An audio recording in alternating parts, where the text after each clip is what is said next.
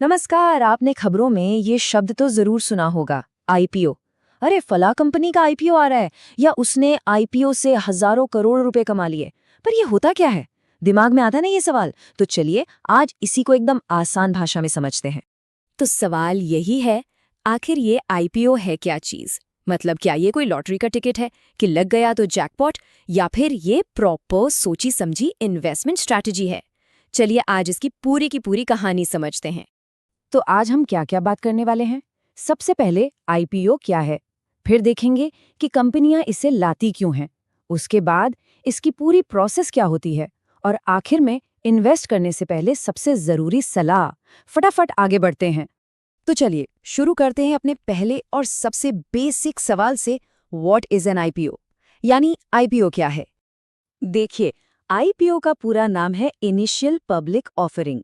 मतलब इनिशियल यानी पहली बार, पब्लिक यानी आम जनता, और ऑफरिंग यानी पेश करना। तो जब कोई कंपनी बिल्कुल पहली बार अपने शेयर्स मतलब अपनी हिस्सेदारी आम पब्लिक को खरीदने के लिए ऑफर करती है, तो बस उसी प्रोसेस को आईपीओ कहते हैं। इसको और भी आसान करते हैं। सोचिए, ये एक प्राइवेट कंपनी के पब्लिक कंपनी बनने का सफर है।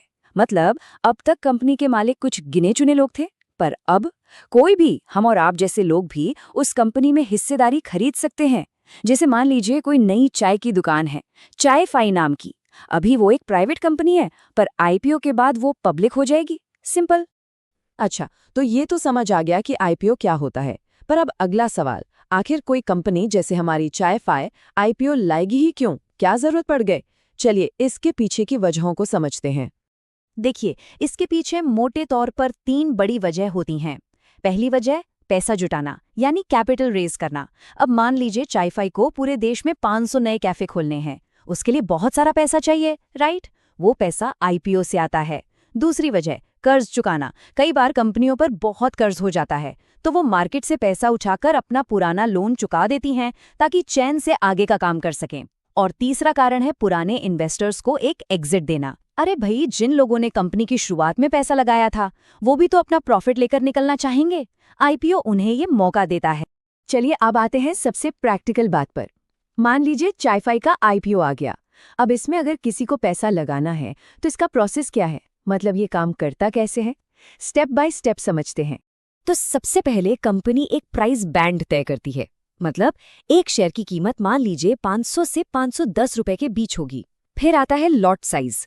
अब यहाँ एक ट्विस्ट है, आप एक दो शेयर नहीं खरीद सकते।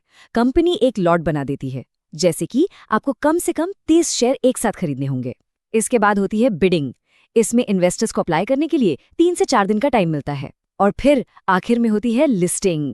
जब ये सारा प्रोसेस पूरा हो जाता है, तो कंपनी के शेयर स्टॉक एक्सचेंज जैसे एनएसई या बीएसई पर आ जाते हैं, और फिर उनकी नॉर्मल ट्रेडिंग शुरू हो जाती है। तो आईपीओ के बारे में हमने इतना कुछ तो जान लिया, लेकिन अब आती है सबसे जरूरी बात, वो प्रो टिप जो पैसा लगाने से पहले सबको पता होनी ही चाहिए।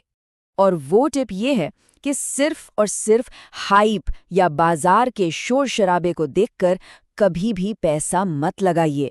होता क्या है कि किसी आईपीओ को लेकर जबरदस्त माहौल बना दिया जाता है और लोग बस उसी में बह जाते हैं, पर आंख बंद करके पैसा लगाना बहुत बहुत रिस्की हो सकता है। तो फिर करें क्या?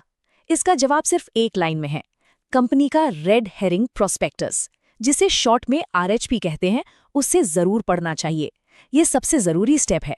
अब ये आरएचपी क्या है? समझ लीजिए ये कंपनी का पूरा बायोडेटा है, उसकी जन्म कुंडली है। एक बहुत डिटेल्ड डॉक्यूमेंट जिसमें कंपनी की फाइनेंशियल हेल्थ कैसी है, उसके लिए क्या क्या रिस्क हैं, और फ्यूचर को लेकर उसके क्या प्लान्स हैं। सब कुछ पूरी ईमानदारी से लिखा होता है। जिस तरह किसी भी बड़े फैसले से पहले हम पूरी जांच पड़ताल करते हैं ना, बस वैसे ही पैसा लगाने से पहले आरएचपी को पढ़ना सबसे जरूरी है।